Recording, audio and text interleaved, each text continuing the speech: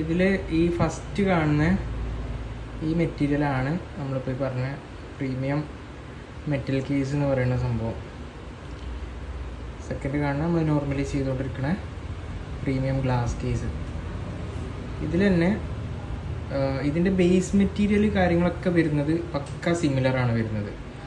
Metal case ആണെങ്കിലും metal armour case ആണെങ്കിലും glass case ആണെങ്കിലും ഒക്കെ എഡ്ജസ് കാര്യങ്ങളൊക്കെ വരുന്ന റബ്ബറൈസ്ഡ് മെറ്റീരിയൽ, അതായത് റബ്ബർ സിലിക്കോൺ എഡ്ജ് വരുന്നതും ക്യാമറ പ്രൊട്ടക്ഷൻ വരുന്നതും വരാതിരിക്കുന്നു. പിന്നെ ബോട്ടം സൈഡിൽ വരുന്നത് അതിൻ്റെ ഹോള് കാര്യങ്ങളെല്ലാം ബേസ് മെറ്റീരിയൽ ഫുള്ള് രണ്ടാണെങ്കിലും സെയിമാണ് വരുന്നത്.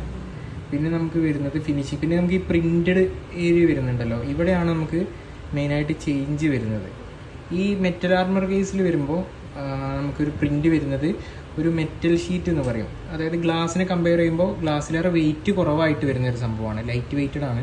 പിന്നെ അതിൻ്റെ ഫിനിഷ് വരുന്നത് ഒരു ഗ്രെയിനി ഫിനിഷാണ്. അങ്ങനെ നോക്കിക്കഴിഞ്ഞാൽ ചെറിയ ഗ്രെയിന് പോലെ കാണാൻ പറ്റും. ഒരു മാറ്റ് പ്ലസ് ഗ്ലോസി എന്ന് പറയാം, രണ്ടും കൂടെ മിക്സ് ആയിട്ട് വരുന്നൊരു ഫിനിഷാണ് ഗ്രെയിനി മാറ്റ് ഫിനിഷ്. അതായത് ചെറിയൊരു ഗ്ലോസിയും കൂടെ വരുന്ന ടൈപ്പ് തന്നെയാണ്. പക്ഷേ ഗ്ലാസ് കേസിനെ കമ്പയർ ചെയ്യുന്ന ടൈമിൽ അത്രത്തോളം ഗ്ലോസി വരില്ല. ഗ്ലാസ്സിൽ പക്ക ടെമ്പേർഡ് ഗ്ലാസ് മെറ്റീരിയലാണ് പ്രിൻറ്റ് വരിക.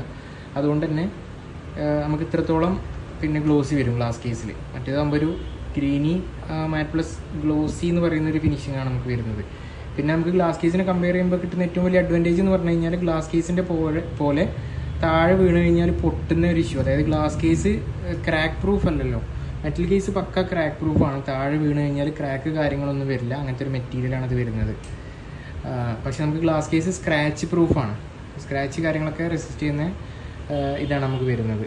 ഗ്ലാസ് കേസ് വരുന്നത് സ്ക്രാച്ച് ഒക്കെ റെസിസ്റ്റ് ചെയ്യുന്നൊരു ടെമ്പേർഡ് ഗ്ലാസ് മെറ്റീരിയലാണ് പ്രിൻറ്റ് വരുന്നത്. ഇതാണത്. പെട്ടെന്നൊന്ന് കണ്ടു കഴിഞ്ഞാൽ അല്ലെങ്കിൽ ഫോട്ടോയിൽ വീഡിയോയിൽ കണ്ടു കഴിഞ്ഞാൽ അത്ര തന്നെ ഡിഫറൻസ് മനസ്സിലാവണമെന്നില്ല.